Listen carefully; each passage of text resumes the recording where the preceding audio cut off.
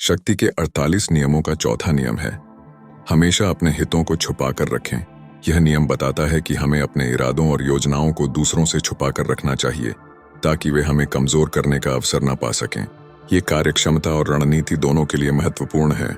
एक समय की बात है, एक छोटे राज्य का राजकुमार था जिसका राज्य में शक्ति हासिल करने का सपना था। वह जानता था कि उसके दरबार में कई गद्दार थे जो उसकी योजनाओं को विफल करना चाहते थे। राजकुमार ने अपने सभी इरादों को छुपाने की योजना बनाई। उसने अपने निकटतम सहयोगियों को भी अपने असली इरादों के बारे में बताना बंद कर दिया। एक दिन राजकुमार ने अपने दरबार में एक बड़ी सभा बुलाई। उसने दिखाया कि वह व्यापार और शांति पर ध्यान केंद्रित कर रहा है, जबकि असल में वह अपनी सेना का गुप्त रूप से विस्तार कर रहा था और अपने दुश्मनों पर नजर रख रहा था।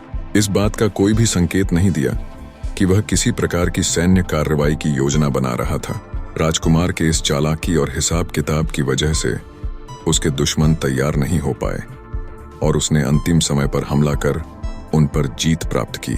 उसने अपने इरादों को छुपा कर रखा और जब समय आया तो उसने अपनी शक्ति का उपयोग कर विजय पाई।